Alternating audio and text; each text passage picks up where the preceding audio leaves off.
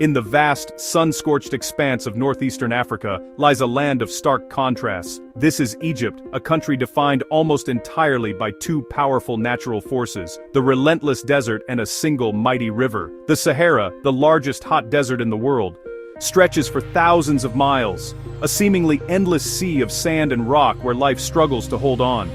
It is a place of extreme heat and profound silence. Yet slicing right through this arid landscape is a vibrant ribbon of life, a waterway that has shaped the destiny of this nation for millennia. This is the Nile, the longest river on our planet, a true natural wonder. The Nile River begins its incredible journey far to the south, from sources deep within the heart of Africa. One branch, the White Nile, originates in the Great Lakes region, while the other, the Blue Nile, flows from the highlands of Ethiopia. These two great arteries of water travel northward, eventually merging in Sudan to form the single powerful river that flows through Egypt. It carves a path through the desert, creating a narrow, fertile valley before fanning out into a wide, green delta as it finally empties into the deep blue of the Mediterranean Sea. This river is more than just water, it is the very lifeblood of Egypt. Without the Nile, the land we know as Egypt would simply be an indistinguishable part of the Great Sahara. The river creates a long, narrow oasis, a haven for life in an otherwise inhospitable environment. It is here, along the banks of this magnificent river, that almost all of Egypt's population lives. The contrast is astonishingly clear, especially when viewed from above. One can see the precise line where the barren, ochre-colored desert ends and the lush, emerald-green farmland begins. This distinct boundary is not drawn by man, but by the reach of the river's life-giving waters, a testament to its profound and absolute power. The ancient Greek historian, Herodotus, traveling through this land thousands of years ago, was the first to famously declare that Egypt is the gift of the Nile. This simple, yet powerful observation captures the fundamental truth of this nation. It recognizes that the very existence of Egyptian civilization, its culture, its wealth, and its long history, was not a human achievement alone. Instead, it was a present, bestowed upon the people by the great river that flowed through their midst. This gift was not given just once, but has been offered year after year, century after century, in a predictable and life-sustaining rhythm.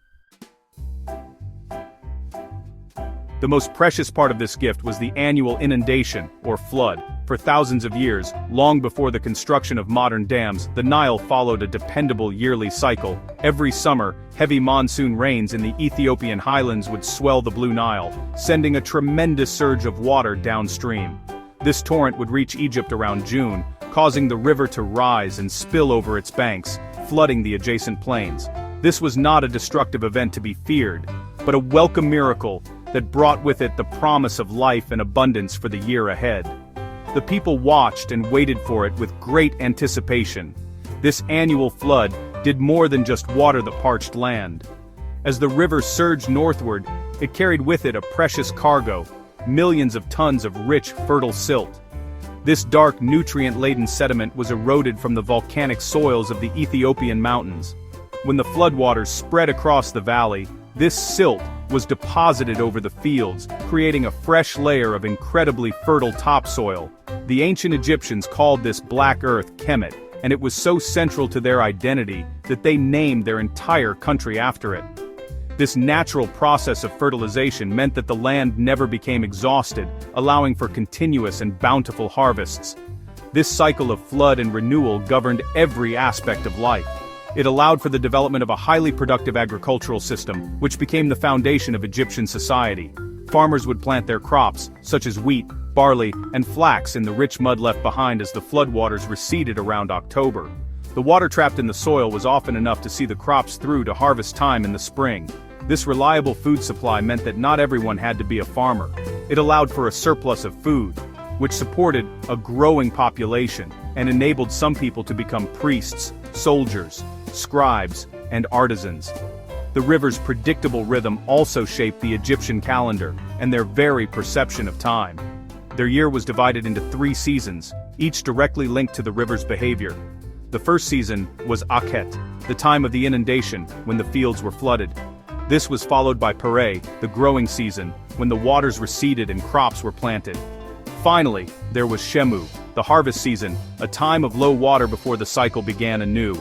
This deep connection shows that the Nile was not just a feature of the landscape, it was the metronome of Egyptian life itself, setting the pace for work, celebration, and survival. The bounty provided by the Nile was the essential ingredient that allowed one of the world's first great civilizations to flourish. With a stable and abundant food source, the people of ancient Egypt were free to turn their energies toward other pursuits. They developed complex social structures, with a pharaoh at the top, seen as a god on earth, followed by a hierarchy of nobles, priests, and officials. This organized society was capable of incredible feats of engineering and cooperation, achievements that would have been impossible in a land where survival was a constant, daily struggle for every individual. The river was not only a source of food and water, but also the primary highway for transport and communication. Traveling across the vast desert was slow and perilous, but the Nile offered a convenient and efficient way to move people and goods. Boats with tall sails could travel south against the current, pushed by the prevailing winds from the north. To travel north, they simply had to lower their sails and let the river's current carry them downstream. This aquatic superhighway connected the entire kingdom, from the cataracts in the south to the delta in the north, unifying the region and enabling trade and governance on a grand scale. This ease of transportation was crucial for the monumental construction projects for which ancient Egypt is so famous. The massive stone blocks used to build the pyramids, temples, and obelisks were quarried from sites often far upriver. These stones, some weighing many tons, were loaded onto large barges and floated down the Nile to the construction sites near Giza and Thebes. Without the river to serve as this heavy-duty transport network, the construction of these awe-inspiring monuments, which still stand as a testament to their ingenuity, would have been simply inconceivable. The river was the tool that enabled their grandest ambitions. Beyond these practical benefits, the Nile was also central to the spiritual and religious life of the ancient Egyptians. They revered it as a manifestation of the god Hapi, who was celebrated for bringing the life-giving flood. The river's cycle of renewal was seen as a powerful symbol of birth, death, and rebirth, deeply influencing their beliefs about the afterlife. Crocodiles, hippos, and fish that lived in the river were also incorporated into their pantheon of gods and goddesses. The Nile was not just a physical entity, it was a divine presence, a sacred source of all life, and a core element of their cosmic order. Today, the rhythm of the Nile has been altered by human ingenuity. The construction of the Aswan High Dam in the 1960s brought the age-old cycle of the annual flood to an end. This monumental engineering project was built to control the river's flow, providing a more reliable, year-round water supply and generating vast amounts of hydroelectric power for the country's growing population and industries. The dam protects the towns and cities along the river from the dangers of unpredictable flooding and allows for water to be stored and released for irrigation as needed, enabling farmers to grow multiple crops per year on the same piece of land. While the dam has brought many modern benefits, it has also created new challenges. The rich, black silt that once naturally fertilized the fields is now trapped behind the dam, settling at the bottom of Lake Nasser. As a result, farmers today must rely on artificial fertilizers to enrich the soil, which can be costly and have environmental consequences. The lack of fresh sediment flowing into the delta has also led to increased coastal erosion along the Mediterranean Sea. This demonstrates the delicate balance of this ancient ecosystem and shows that even well-intentioned interventions can have complex and far-reaching effects on the natural world. Despite these changes, Egypt's dependence on the Nile is as absolute now as it was in the time of the pharaohs. The river remains the primary source of fresh water for nearly all of the country's 110 million people.